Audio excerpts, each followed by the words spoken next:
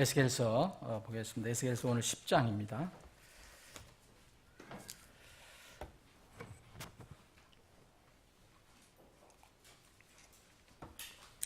자, 에스겔서 10장 22절까지 되어 있는데 제가 여기 먼저 7절까지 읽고 또 설명드리고 또 다음 읽고 설명드리는 이런 식으로 한번 진행해 보겠습니다.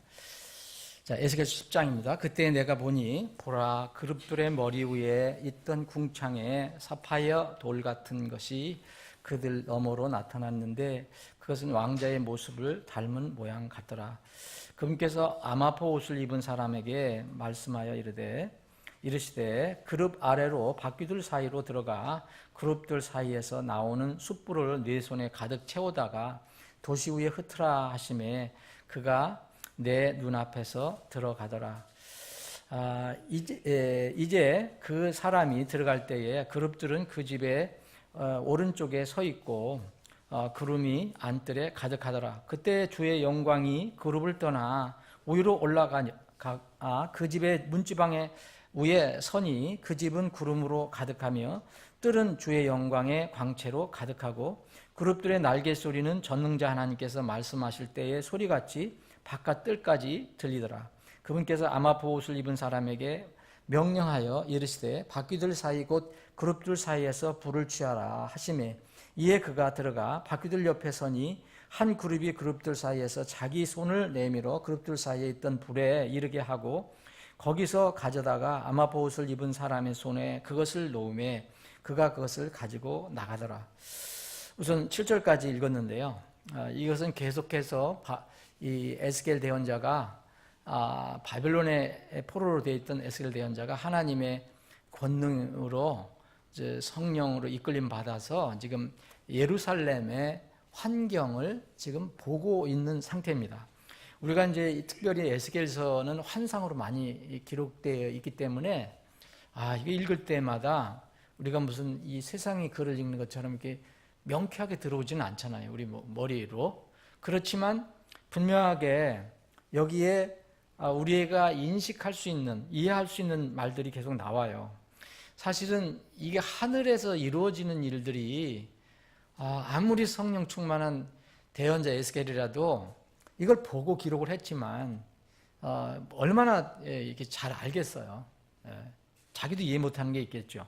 근데 분명한 것은 뜻이 있어요. 여기에 아마포 입은 사람이 나타나고 그리고 그룹이 있고 또 여기서 이 그룹들 사이에 숯불을 이렇게 주어서 숯불을 흩트리게 하는 장면이 나옵니다. 그리고 주의 영광이 떠나는 장면이 나와. 이런 것들은 이해는 할 수가 있습니다. 우리가 이제 9장에서 성전을 떠나기 시작하는 하나님의 영광에 대해서 우리가 좀 살펴봤습니다.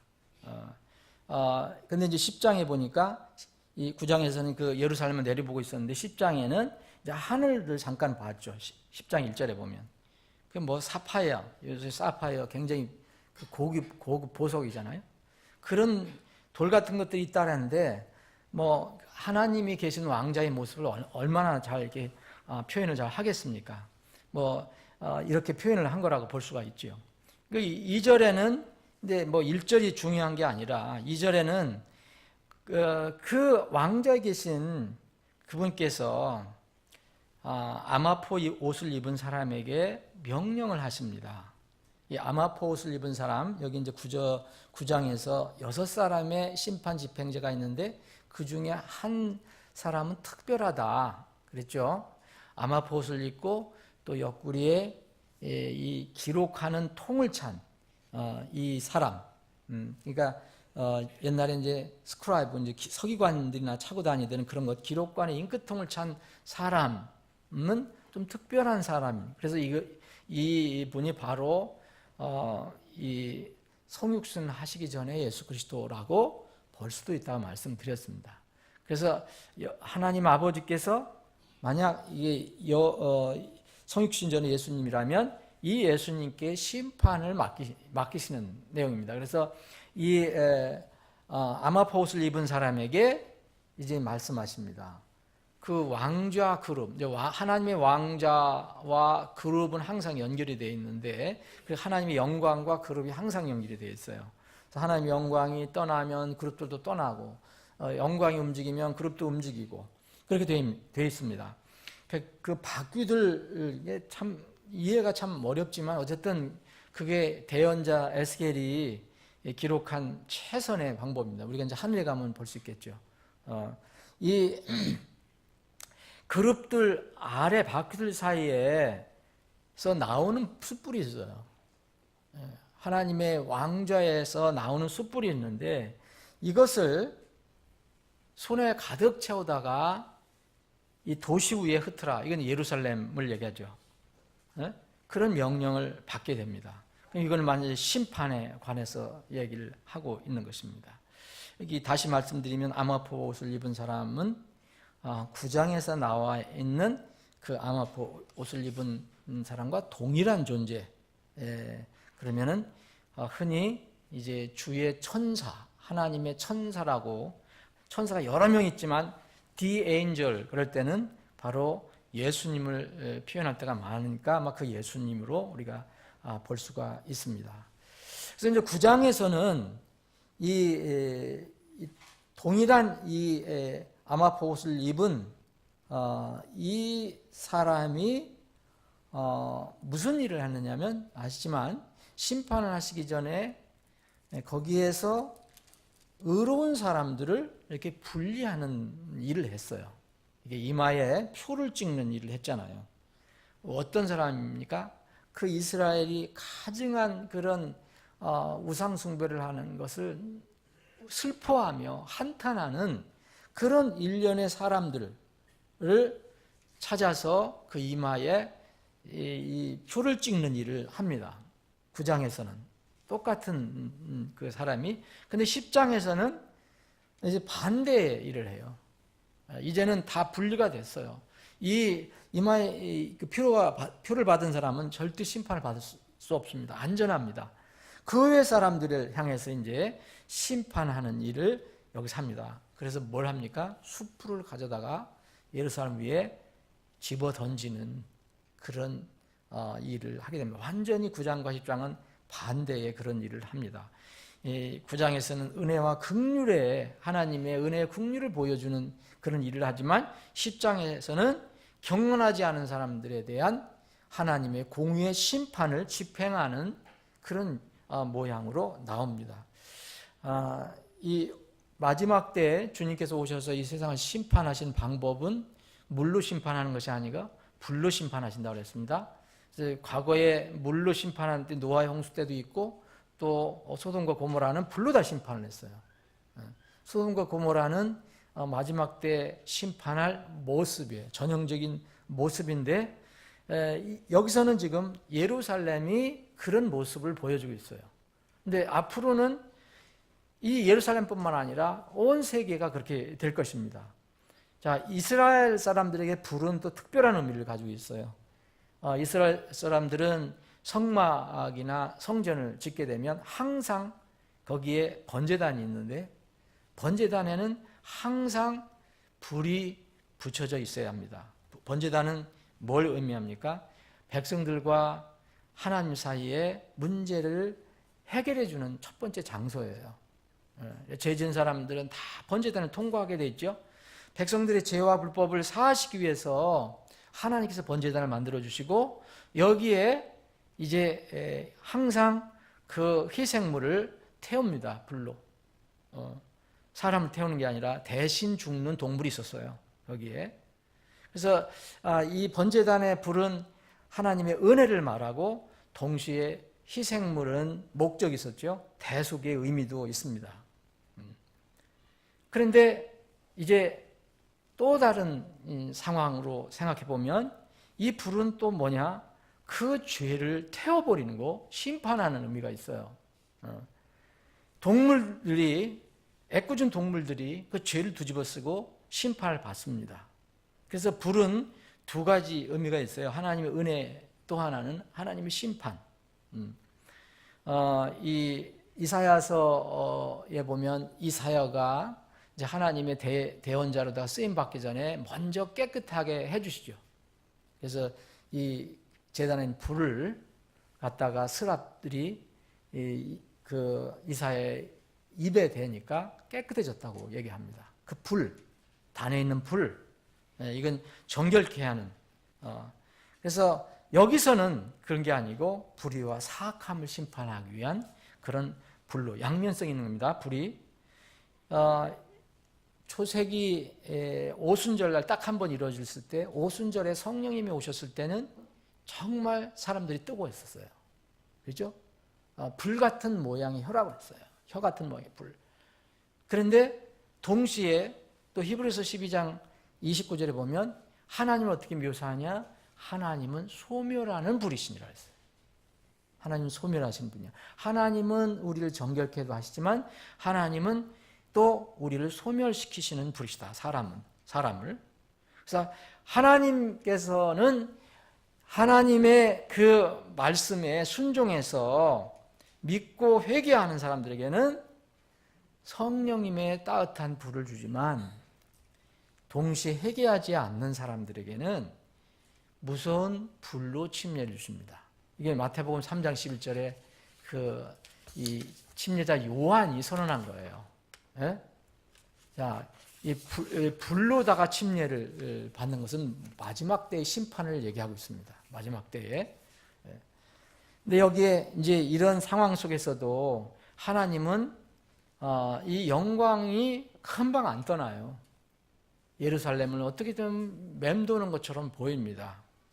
그러면 오래 참으시는 하나님의 은혜를 우리가 찾아볼 수가 있습니다.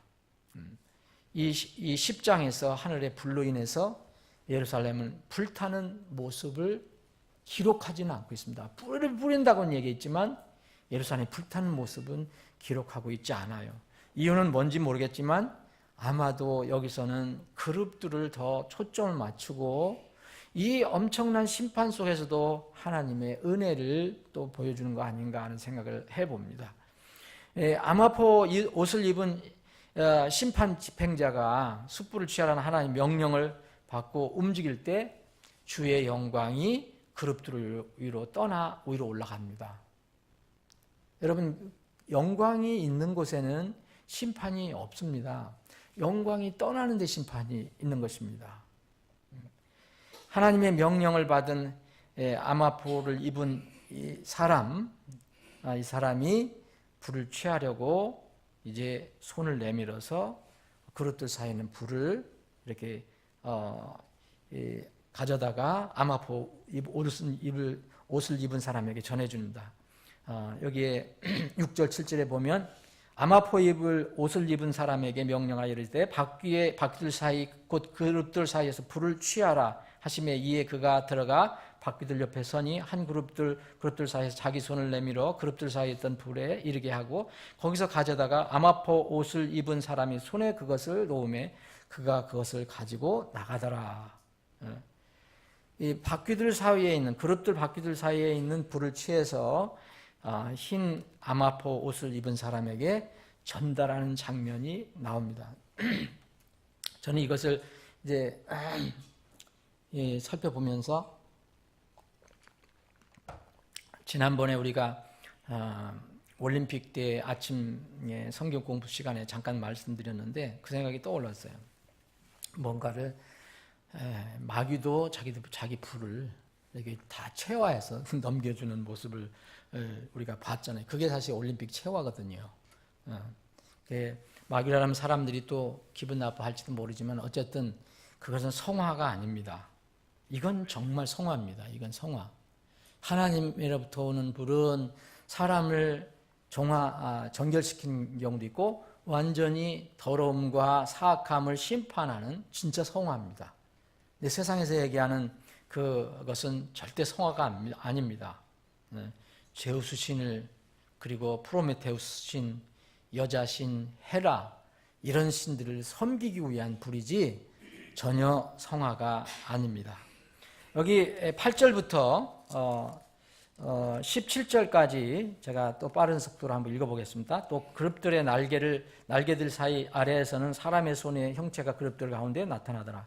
내가 보니 보라, 그룹들 곁에 네 바퀴가 있는데 이 그룹 곁에도 한 바퀴가 있고 저 그룹 곁에도 한 바퀴가 있으며 그 바퀴들의 모양은 녹주색 색깔을 띤 것 같고 그들의 모양으로 말하건대 그들 넷이 한 모습을 가졌는데, 이제 그룹들 사이에 네 바퀴가 있는데 이 바퀴들을 지금 설명하는 겁니다.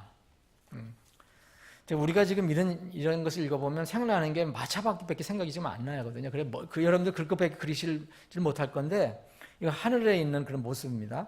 마치 한 바퀴 한 가운데에 한 바퀴가 있는 것 같더라. 바퀴 가운데 또 바퀴가 있는 것 같더라 합니다.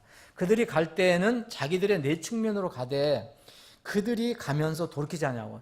자, 네 바퀴가 있는데 이 11절은 어떤 면에 의미가 있는 그 절이라고 생각합니다. 네 측면으로 가되 그들이 가면서 돌이키지 아니하고 돌이키지 않는다는 거예요. 이렇게 앞으로 가는데 돌이키지 않는다는 거예요. 그 머리가 보는 곳으로 그 머리를 따라가되 가면서 돌이키지 아니하니라. 강조를 하고 있습니다. 그들의 온몸과 등과 손과 날개와 바퀴들, 곧 그들 넷이 소유한 바퀴들에는 사방으로 눈이 가득하더라. 이 참 여러분 이걸 그림을 그리면 얼마나 신기하겠어요. 근데 하늘에서 이게 보여진 겁니다. 근데 이것이 자 몸이 나오죠, 등이 나오죠, 손이 나와요, 날개도 나와요. 근데 또 눈이 가득해요. 이것을 우리 이 지상에서는 볼 수가 없는 생물이에요. 그래서 이걸 성경에서 뭐라냐면 살아있는 생물이라고 얘기하거든요. 살아있는 피조물. 예. 자, 바퀴들로 말하건대 내가 듣기에 누군가가 그것들에게 외치기를 오 바퀴야 하더라. 각각 네 얼굴을 가졌는데 바퀴마다 네 얼굴을 가졌어요. 또 얼마나 신기합니까? 첫째 얼굴은 그룹의 얼굴이요, 둘째 얼굴은 사람의 얼굴이며 셋째는 사자의 얼굴이요 넷째는 독수리의 얼굴이더라. 그룹들이 들려줬으니 이것은 내가 그발 강가에서 본 살아있는 피조물이라. 그발 강가에서 이미 전에 봤던 똑같은 피조물이라는 거예요. 그 1장에 우리가 봤잖아요. 1장에서 그발 강가에서 본 그 환상 중에 본 그런 똑같은 살아있는 피조물이라는 거예요. 그룹들이 갈 때에는 그 바퀴들도 그들 곁에서 가며 그룹들이 자기 날개들을 들어 올리고 땅을 떠나 올라갈 때는 그 바퀴들도 그들 곁에서 돌이키지 아니하며, 자, 돌이키지 않는다는 것을 계속 얘기하고 있습니다. 그리고 그룹들과 바퀴들이 같이 가고 있고요. 그리고 그룹들은 하나님의 왕자 옆에 있습니다. 자, 그들이 서면 이것들도 서고 그들이 들리면 이것들도 스스로를 들어 올리니 이는 살아있는 피조물의 영이 그것들 안에 있기 때문이다. 더 놀라운 거예요. 그 안에 하나님의 살아있는 영이 들어있다는 거예요. 그러니까 이게 우리가 지금 무슨 무생물 같지만 이거는 하늘에 있는 놀라운 어떤 살아있는 피조물이라고 얘기하고 있습니다. 자, 여기 이 내용은 하나님의 영광이 이제 예루살렘을 심판하시잖아요. 그때 예루살렘 심판할 때 주의 영광이 떠나가는 모습을 이렇게 묘사하고 있는 것입니다. 움직이는 모습. 1장, 에스겔 1장을 여러분들 보시면 매우 흡사합니다. 이 그룹들의 모습이. 그래서 여기 에스겔서 1장 10절에 보면 여기 5절에 네 피조물이라 살아있는 네 피조물이라고 나왔잖아요. 살아있는 네 피조물, 네 얼굴을 가졌다 그랬고 네 날개를 가졌다 그랬고 그리고 10절에 보면 그들의 얼굴 모습으로 말하건대 그들 넷이 사람의 얼굴과 오른쪽으로 사자의 얼굴, 또 왼쪽으로 소의 얼굴, 또 독수리의 얼굴, 이게 그들의 얼굴이라는 거예요. 그런데 여기에 보면 같은 그룹들이 들려졌는데 이것은 내가 그발 강가에서 본 살아있는 피조물이라. 대언자가 에스겔이 본 그 그룹들이 바로 1장에서 지금 보는 그룹들과 똑같은 살아있는 피조물이라고 하는데 여기서는 그 설명을 14절에 보면 1장에서 설명하고 차이가 있는 부분이 있어요. 얼굴 네 모양을 표시를 했는데 첫째 얼굴은 그룹의 얼굴이라고 그랬어요. 근데 여기에 1장에서는 여러분들 차이 나는 걸 찾아보세요. 뭐가 차이 납니까? 소의 얼굴, 소의 얼굴. 소의 얼굴이 그룹들의 얼굴로 되어 있어요. 나머지는 이 독수리 얼굴, 또 사자 얼굴, 사람의 얼굴 똑같아요. 근데 이게 똑같은 거라고 그랬거든요. 그렇죠? 그때 본 얼굴이라고 그랬거든요. 근데 여기서 그룹의 얼굴이라고 그랬어요. 그룹. 그럼 그룹이 무엇이냐? 소가 1장에서 본 건 소의 얼굴이었는데 여기는 그룹의 얼굴이에요. 근데 똑같은 이 그룹이라 했는데 피조물이라 했는데 그러면 그룹과 소는 공통점이 있다는 것을 알 수가 있습니다. 왜 여기서는 그룹이라고 했는가? 자, 이제 흔히 이렇게 막 그룹들 그 바퀴들이 막 움직이는 것을 보면 하나님이 무슨 일을 하시든 절대로 후퇴는 안 하신다는 거예요. 이게 그룹들이 네 방면으로 나가지만 자기들의 방향으로 나가지 절대로 뒤돌아가지 않는다라고 얘기해요. 강조를 하고 있죠? 11절에도 강조하고 돌이키지 않는다, 돌이키지 않는다, 16절 돌이키지 않는다. 이게 특징이에요. 그런데 하나님의 왕자와 연결이 되어 있어요. 그럼 하나님의 역사하심과 연결이 되는 건데 이걸 어떻게 이해해야 될 거냐?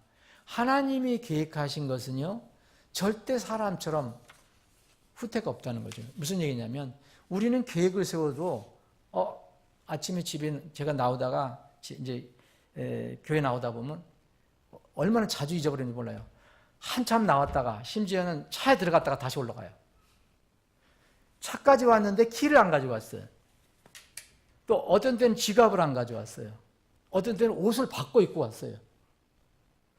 이게 다시 돌아가야 돼요. 이게 사람이에요.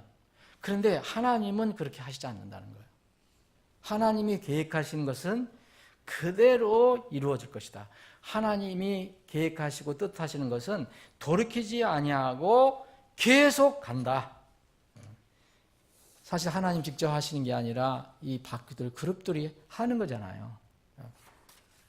그래서 저는 이것을 우리가 공부하면서 참, 나는 만날 실수하고 어렵지만 하나님은 무엇인가 잊어버렸다가 다시 챙기려고 다시 돌아가시는 분은 아니다.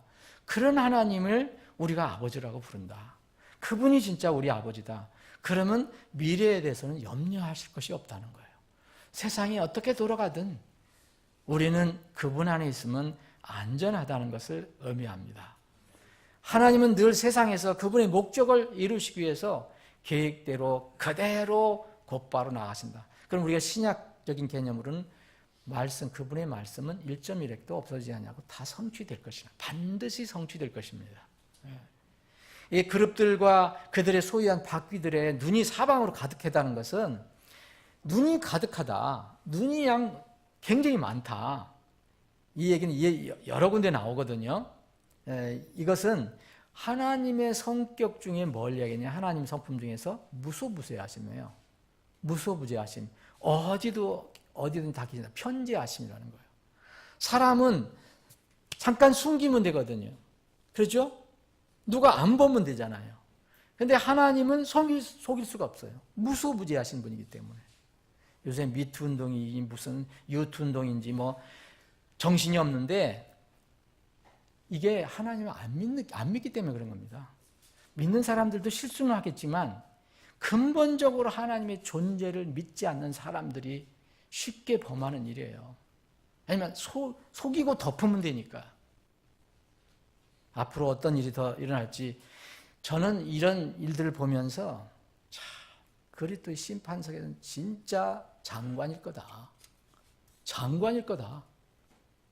여러분 지금 이 매스컴이 난리잖아요. 그거.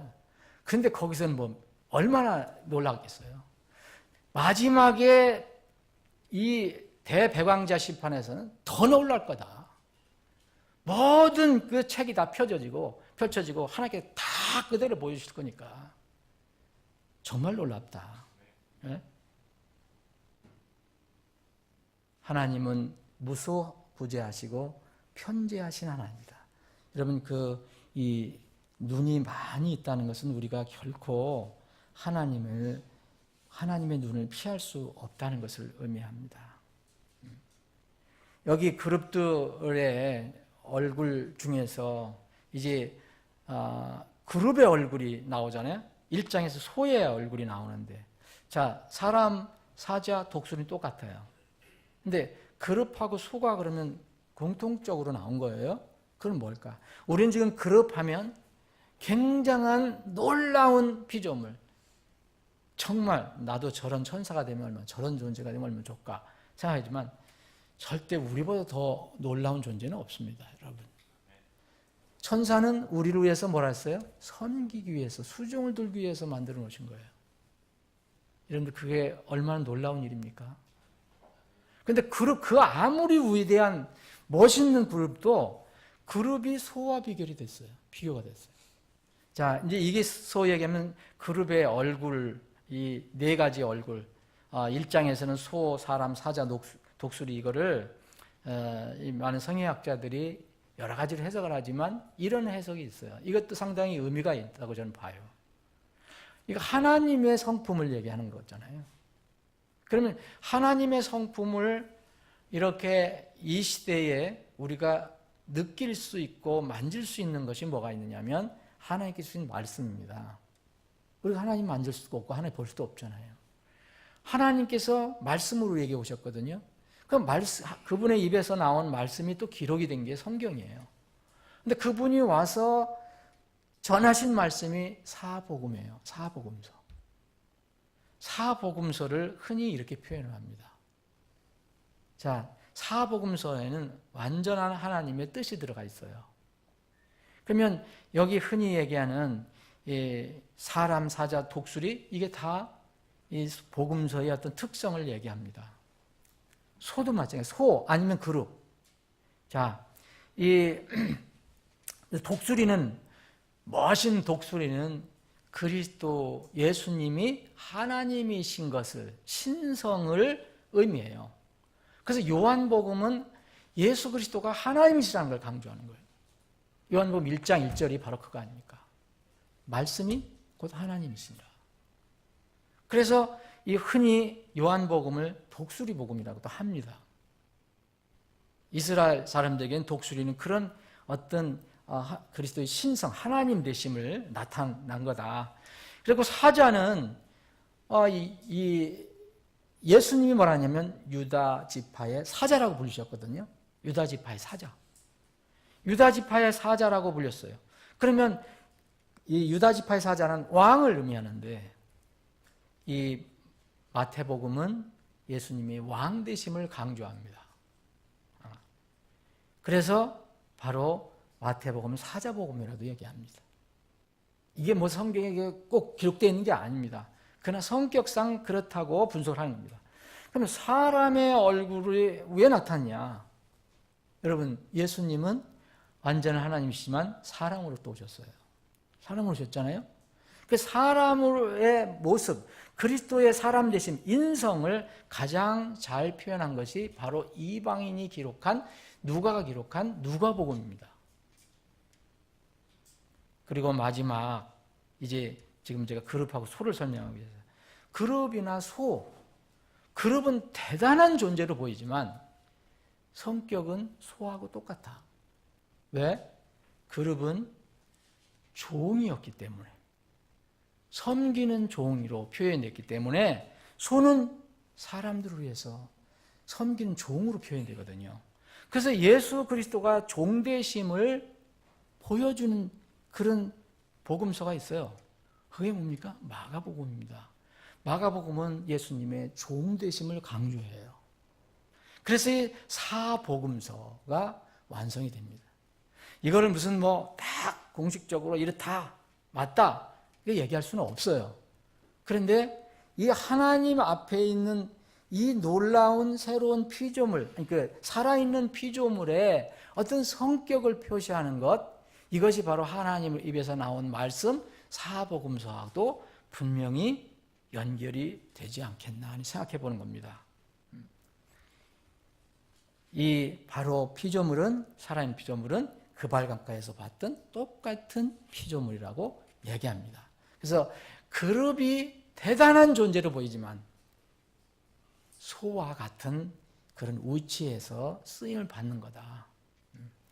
자, 18절부터 22절까지 그때 주의 영광이 그 집의 문지방을 떠나 그룹들에 서니 그룹들이 자기 날개들을 들어올리고 내 눈앞에서 땅을 떠나 올라가더라. 그들이 갈 때에 바퀴들도 그들 곁에 있으며 그들이 각각 주의 집의 동쪽 문 입구에 서 있더니 이스라엘 하나님의 영광이 위에서 그들을 덮었더라. 이것은 내가 그발 강가에서 이스라엘의 하나님 아래에서 본 살아있는 피조물이라. 똑같다고 다시 강조합니다. 그들이 그룹인 줄 내가 알아노라. 각각 네 얼굴 가졌고 각각 네 날개를 가졌으며 그들의 날개들 아래에는 사람의 손의 모습이 있더라. 그들의 얼굴 모습은 내가 그발 강가에서 본 바로 그 얼굴이며 그들의 모양과 그들 자체도 그러하더니 그들이 각각 앞으로 곧게 나가더라. 이 부분은 이제 10장 이 뒷부분은 앞에서 언급했던 이 내용을 다시 강조해서 결론을 냅니다. 그룹이 무엇인가? 근데 사실 이 그룹이 지금 떠나가고 있잖아요. 여기 18절입니까? 주의 영광이 그 집의 문지방을 떠나 그룹들에 서니 점점 떠나가는 모습을 보이고 있습니다. 예루살렘에서. 이 10장의 마지막 단락에 기록된 이 내용은 이스라엘의 대언자들이 오래전서부터 선포했던 내용이에요. 이스라엘을 떠나가는 하나님의 영광. 모세도 얘기를 했고 이미 예언적으로 얘기를 했고 호세아 대언자 같은 사람들도 이스라엘의 영광, 하나님의 영광이 떠날 것이라고 얘기하셨습니다. 이 하나님께서는 이 8장에 있는 무서운 그런 우상 숭배를 보여주시고 이제 심판하시기로 결정하셨습니다. 결정하신 것이란 건 뭐냐? 마침내 이 예루살렘 성전을 버리실 것을 결정하신 거죠. 아직도 아름다운 그 성전이라지만 하나님은 그것을 버리십니다. 하나님의 영광이 거기서 떠나십니다. 성전을 떠나면 그는 모양만 남아있지 내용은 없는 것입니다.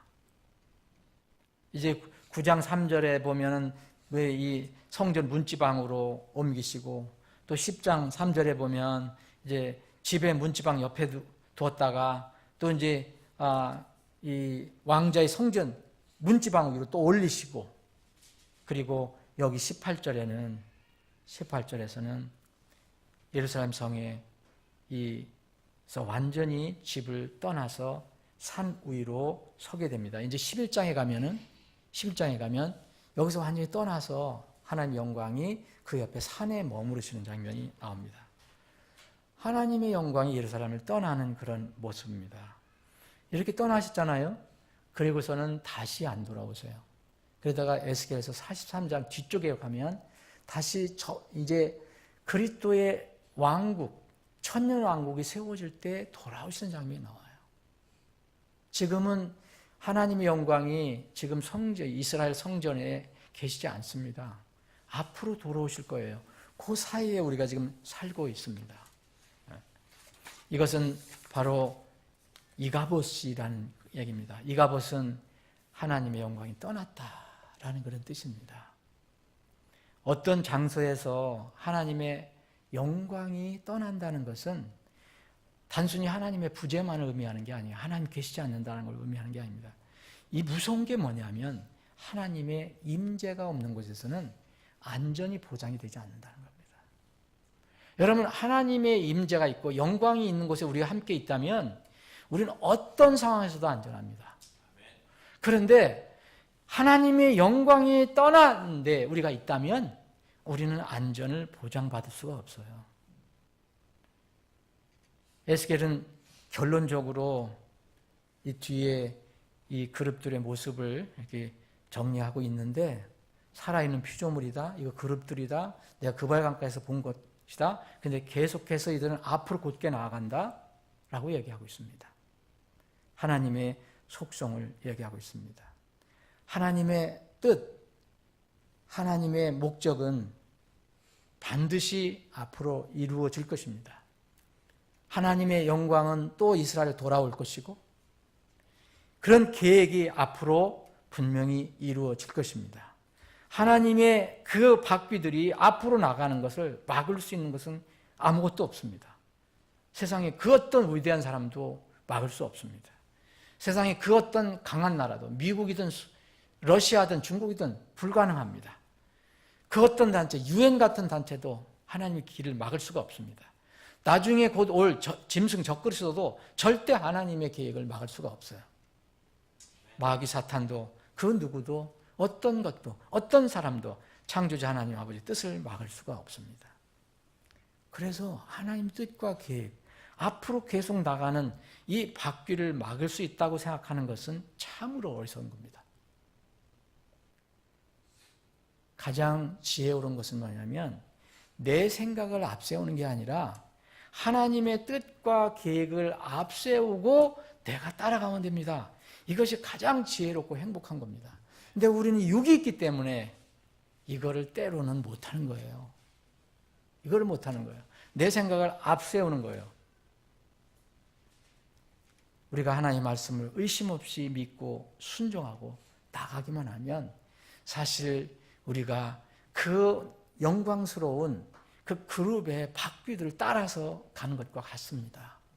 우리에게는 두려움이 없고 위험도 없습니다. 사랑하는 여러분, 우리가 지금 하나님의 말씀을 의심 없이 믿고 순종하며 나가고 있는가? 우리가 말씀을 볼 때마다 그거를 이 성경은 우리에게 질문하는 거라고 저는 생각합니다.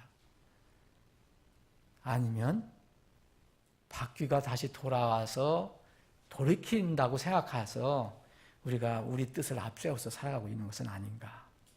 그래서 예수님이 이런 말씀을 하셨어요. 손에 쟁기를 잡고 뒤를 돌아보는 자는 하나님의 왕국에 합당하지 아니하리라. 하나님의 계획은 쟁기를 잡고 앞으로 가는 겁니다. 그런데 우리는 뒤에 있는 것이 안타까워서 아쉬워서 뒤를 돌아보잖아요. 이런 교훈이 여기에 담겨 있습니다. 오늘은 10장을 이렇게 정리했습니다. 다음은 11장 하겠습니다. 여러분들 가지고 나오신 기도 제목 간절한 마음으로 당장 이루어지지 않는다고 낙심하지 마시고 여러분들의 기도 제목 또 다른 지체들의 기도 제목까지 하실 수 있는 대로 기도하시고 뒤에 가서 교제하시면 되겠습니다. 아버지 하나님, 세상이 참 어지럽지만 여전히 하나님을 두려워하는 마음들이 없기 때문에 인간들의 기준으로 무엇을 판단하고 무엇을 분석하는 그런 일이 바쁘게 일어나고 있습니다. 그러나 하나님을 근본적으로 두려워하는 마음을 갖지 못하면 그것은 다시 또 오류에 빠지고 또 큰 실수에 또 빠지게 될 수밖에 없습니다. 아버지 하나님, 우리나라 이 민족이 모두 구원을 받고 하나님을 섬길 수 없다 하더라도 대통령이야 모든 위정자들과 국민들이 최소한 하나님이 살아 계신다는 것을 깨닫고 하나님을 두려워하는 마음을 갖게 해주시기를 원합니다. 그 마음에 하나님의 계심과 하나님의 두려움을 알게 되면 넘어지고 때로는 실수하고 죄를 짓더라도 돌아올 수 있는 길이 있습니다. 그런데 하나님이 없는 곳에서는 사람의 윤리, 도덕으로만 모든 것을 판단합니다.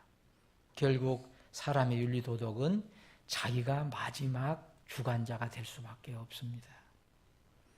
아버지 하나님, 이 나라 이 민족을 참으로 긍휼하게 주셔서 이 마지막 때에 이 민족과 나라를 주님의 도구로 사용해 주셔서 그리스도의 왕국이 세워지는데 주님께서 조그만 어떤 부분이라도 쓰시는 그런 민족이 되기를 간절히 원합니다. 우리가 사랑하는 이 나라, 이 대한민국은 하나님 말씀에 의하면 영원히 존재하지 않습니다. 때가 있습니다. 온 세계의 모든 민족과 나라가 그러하듯이 우리나라도 그리스도의 왕국 안으로 들어갈 수밖에 없습니다.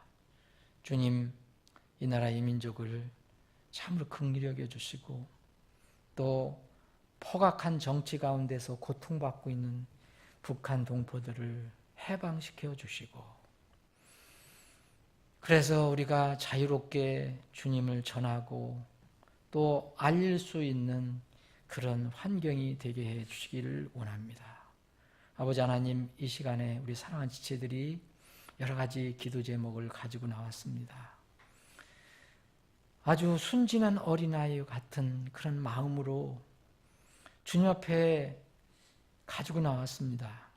주님, 그 기도 제목을 내어놓을 때에 주님 받아주시고 참으로 긍휼히 여겨주시고 격려해 주시고 품어주시어서 그 기도 제목이 이루어지는 그런 역사가 있게 해주시기를 원합니다. 금년 한 해는 우리 성도들, 지체들의 기도가 많이 응답돼서 이것저것에서 하나님 찬양하고 경배하는 간증이 여기저기서 일어날 수 있게 주시옵소서. 이 시간 우리의 기도를 들어주실 줄 믿고 감사드리며 거룩하신 예수님의 이름으로 기도합나이다. 아멘.